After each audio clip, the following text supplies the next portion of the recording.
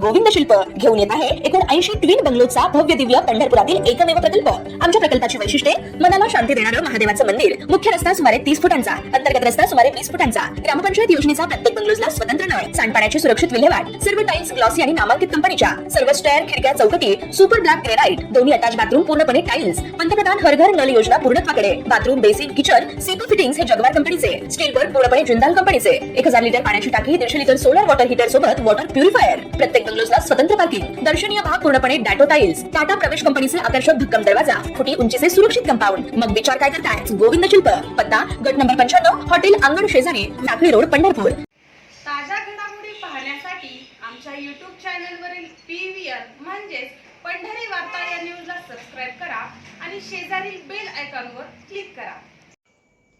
विधानसभेत आज राज्यातील विविध नगरपालिका तसेच ग्रामपंचायती, नगरपंचायती यांच्या हद्दीतील गायरान जमिनीत निवासी प्रयोजनासाठी बांधण्यात आलेल्या घरे नियमित करण्याबाबत तसेच 2011 पूर्वीच्या अतिक्रमण धारकांना नियमित करण्याबाबत उपस्थित लक्षवेधी वेळी माढा मतदारसंघाचे आमदार अभिजित पाटील यांनी गायरान जमिनी आणि घरकुलासाठी जागेची आवश्यकता आदी प्रश्नी महसूल मंत्री चंद्रशेखर बावनकुळे यांचं लक्ष वेधलं असता पहा काय म्हणाले मंत्री चंद्रशेखर बावनकुळे।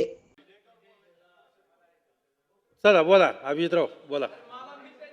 अध्यक्ष महोदय, जागेवर बसा ना, जागेवर बसू। अध्यक्ष महोदय, मंत्री महोदय, आपण चांगलं बिल आणलंय, परंतु माझी परत तीच मागणी आहे की माझ्या मतदारसंघात अध्यक्ष मंत्री महोदय नगरपंचायत आहेत आणि नगरपंचायत एरियामध्ये माढा आणि म्हाळुंग मध्ये जागा आहेत, परंतु त्या आम्हाला वापरता येत नाहीत। सगळ्यात चांगलं उदाहरण मी अध्यक्ष महोदय मंत्री महोदय सांगतो की घरकुलं मंजूर झालेत आणि त्या घरकुलाला जागा द्यायला नाही। जर ही आपण महाराष्ट्र सरकारची जागा केली तर आम्ही ते घरकुलाला देखील देऊ शकतो। जर आमच्या क्रीडांगणाला त्या ठिकाणी वाढवून जागा मिळेल, पंतप्रधान आवास योजना त्याच्यावरती करण्यासाठी देखील जागा उपलब्ध होईल। तर ह्या ज्या गायरानीच्या जागा आहेत सगळ्या त्या ठिकाणी करताना नगरपंचायतींना त्या ठिकाणी आपण समाविष्ट करावा आणि मोजणी करून त्या जागा ताब्यात घेऊन तिथं जे पण सरकारच्या सार्वजनिक उपक्रमासाठीच वापरण्यात याव्या एवढी विनंती करतो। हे स्पष्ट करू इच्छितो की अनिल पाटीलजी, हे जे मधुकर सुधाकर भोंडवे विरुद्ध उच्च न्यायालयामध्ये जी केस झाली, उच्च न्यायालयामध्ये मधुकर सुधाकर भोंडवे विरुद्ध शासन अशी जी केस झाली, ही केस महानगरपालिका नगरपालिकेच्या जागाबद्दल आहे आणि त्यामुळं आत्ता जे बिल आहे हे एवढ्यापुरतं आहे की या जागा ज्या आहेत आणि खूप चांगल्या जागा आहेत, या जागा सर्व सार्वजनिक प्रयोजनाकरता मिळणार। जसं पुण्याचं उदाहरण घेतलं सुनील शेळकेजी, तर 886 हेक्टर जागा हे पुणेच्या शहरामधली जागा या महाराष्ट्र शासनाच्या माध्यमातून पुणे महानगरपालिकेच्या पुढच्या फर्दर डेव्हलपमेंटकरता मिळणार आहे। अशा संपूर्णच महानगरपालिका 29 महानगरपालिकेच्या आहेत, नगरपालिकेमध्ये सर्वच नगरपालिकेमध्ये आहेत आणि त्यामुळं दुसरा एक महत्त्वाचा भाग अनिल पाटील जी आहे की महानगरपालिका नगरपालिकेचे DP झालेले आहेत आणि आपण काय करतोय, परमिसिबल यूज काय ते DP करताना शासनाच्या जागा आहेत, गव्हर्नमेंट लँड आहे, वेगवेगळ्या प्रकारचे गव्हर्नमेंट लँड आहे, कलेक्टर लँड आहे, नगरपालिकेच्या मालकीच्या जागा आहेत, काही ठिकाणी गायरान जागा आहेत, यावर DP झालेला आहे आणि त्या DPमध्ये रिझर्वेशन दाखवण्यात आले आहे। काही क्रीडांगणाचे रिझर्वेशन आहे, काही त्या ठिकाणी अनेक वेगवेगळे रिझर्वेशन आहेत, सिव्हिल अम्युनिटीचे, नागरी सुविधा पुरवण्याकरता पाणी पुरवठा विभागाची रिझर्वेशन्स आहे। अशा एवढे रिझर्वेशन्स आहे, DP झाला आहे, पण त्या ठिकाणी गायरान असल्यामुळं ते वापरता येत नाही आणि म्हणून ही केस झाली होती आणि त्यामुळं नगरपंचायतचं आपल्याला केव्हा करता येईल, DP झाल्यावर DPमध्ये जे रिझर्वेशन आले त्या रिझर्वेशनच्या आधारावर मात्र मग नगरपंचायतला आपल्याला याचा विचार करता येईल, पण जोपर्यंत DP होत नाही, कारण परमिसिबल यूज काय आणि त्यावर परमिशियल यूज करता आपण या ठिकाणी करतो आहे। खरं तर दुसरं या ठिकाणी जे महत्त्वाची या ठिकाणी सूचना आली होती या ठिकाणी सुनील प्रभू साहेबाची, यामध्ये त्यांनी व्यावसायिक प्रयोजन राहील का, नाही, फक्त महानगरपालिका नगरपालिकेमध्ये जे रिझर्वेशन आहे सार्वजनिक प्रयोजनाचं त्याच प्रयोजनाकरता ही जागा देण्यात येईल। व्यावसायिक प्रयोजनाकरता ही जागा देऊ शकत नाही, कारण ही जागा सरकारची आहे, महाराष्ट्र सरकारची आहे आणि त्यामुळं आपण नगरपंचायतचा हा विचार केव्हा करू की जेव्हा DP सँक्शन झाले। आता 99% नगरपालिकेचे DPच नाही आहे, इथं डीपी झाला की मग त्याचं फायनल रिझर्वेशन कळतं. त्यामुळं पुढच्या काळामध्ये त्याचा विचार नक्की करता येईल. पुढच्या काळामध्ये नगरपंचायतीमध्ये जागासुद्धा गायरांच्या पुढच्या काळात या बाबीचा विचार करता येईल. पण आपण हा करू, पण निश्चितपणे आज मात्र डीपी नसल्यामुळं या गोष्टीचा आपण विचार करत नाही आहे या बिलामध्ये. या ठिकाणी दुसरं या ठिकाणी जे सुनील प्रभू साहेबांनी सांगितलं की त्यांनी हे शासनाचं उद्दिष्ट हे मनातून काढून टाकावं किंवा कुणा व्यावसायिकाला जाईल, कुणा प्रायव्हेट माणसाला जाईल. तर ही जागा कलेक्टर लँड होणार आहे. ही जागा महाराष्ट्र शासनाच्या नावाने येणार आहे. गायरान शब्द कमी होणार आहे. महाराष्ट्र शासनाने कलेक्टर लँड घोषित होणार आहे.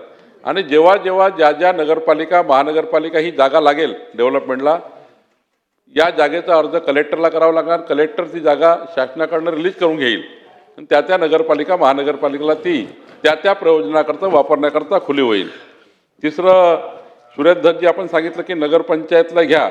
मी आधीच सांगितलं या बिलाचा जे उच्च न्यायालयातली केस आहेत त्या संदर्भाने रेफरन्स आहे आणि नगरपंचायतचा पुढच्या काळात विचार करता येईल. जर डीपी झाले असेल तर डीपी झाल्यावर मात्र ते गायरांचे रिझर्वेशन कशा करता आला आहे त्या जागेचं त्याचाही विचार आपण नक्की करू.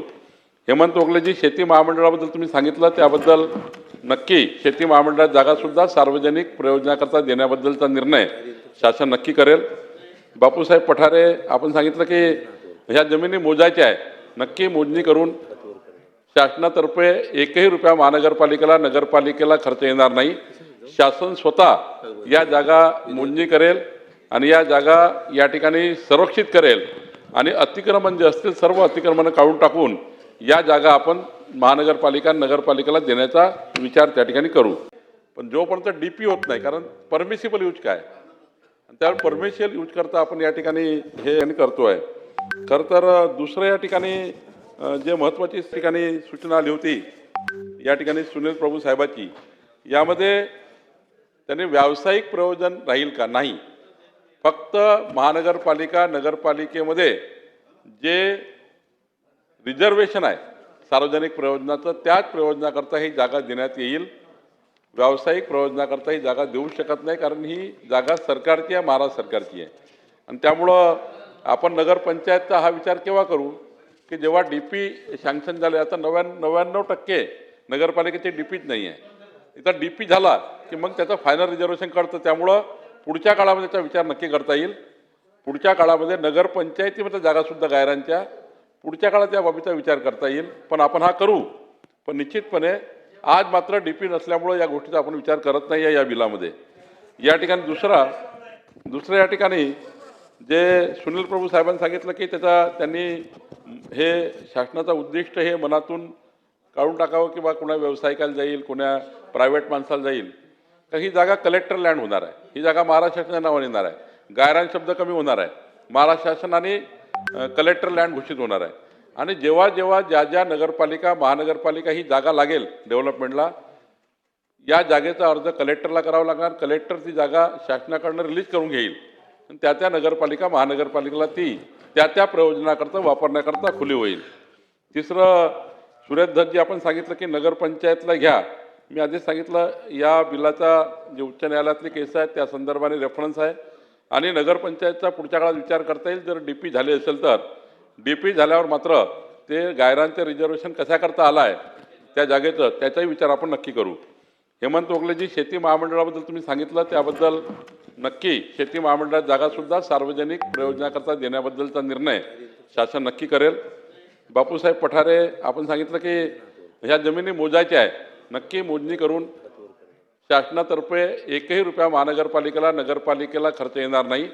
शासन स्वतः या जागा मोजणी करेल आणि या जागा या ठिकाणी संरक्षित करेल आणि अतिक्रमण जे असतील सर्व अतिक्रमणं काढून टाकून या जागा आपण महानगरपालिका नगरपालिकेला देण्याचा विचार त्या ठिकाणी करू.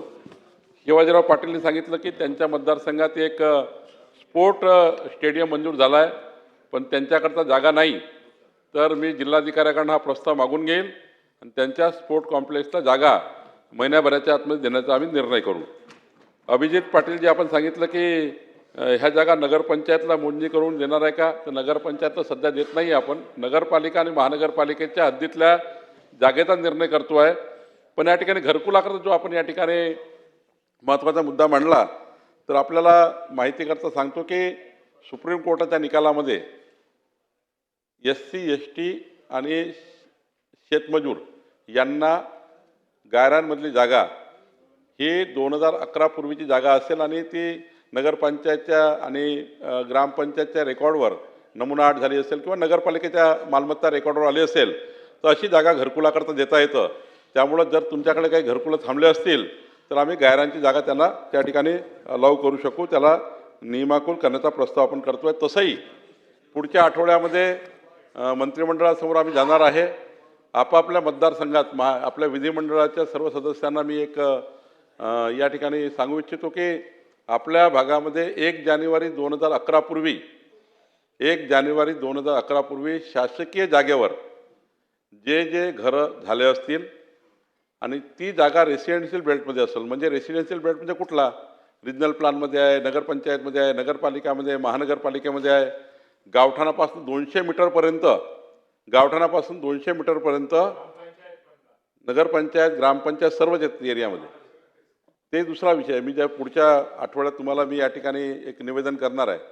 मी आता मंत्रिमंडळासमोर आम्ही जाणार आहोत की गावठाणाच्या 200 मीटरपर्यंत नगरपालिकेच्या जो काही रिजनल प्लॅनमध्ये जी काही तरतूद आहे जेवढा मीटर अंतर आहे, जिथे सरकारी जागेवर 1 जानेवारी 2011 पूर्वी अतिक्रमण झाले आहे आणि तो परमिसिबल यूज रहिवासी आहे त्या ठिकाणी 1,500 फुटापर्यंत घराचं अतिक्रमण नियमाकुल करणे आणि शहरी भागातसुद्धा 1,500 फुटाचं अतिक्रमण नियमित करणे आणि त्याचे अधिकार हे जरी ADO समितीला दिले आहे पण प्रत्येक महिन्याचा आढावा याचा घेण्याकरता विधानसभा सदस्याच्या अध्यक्षतेखाली त्या विधानसभेची समिती करणार आहे. जेणेकरून आपल्या सर्वांना आपल्या भागातले सर्व अतिक्रमणं कायदेशीर करण्याकरता या ठिकाणी बैठका घेता येतील, त्या ठिकाणी नियमित करण्याकरता कॅम्प लावता येतील. सर्व विधानसभा सदस्यांना त्याचे अधिकार आम्ही देणार आहोत आणि ते कॅम्प लावून पटापट लोकांना अतिक्रमण नियमित करण्याकरता एक मोठी त्या ठिकाणी संधी आम्ही देतो आहे.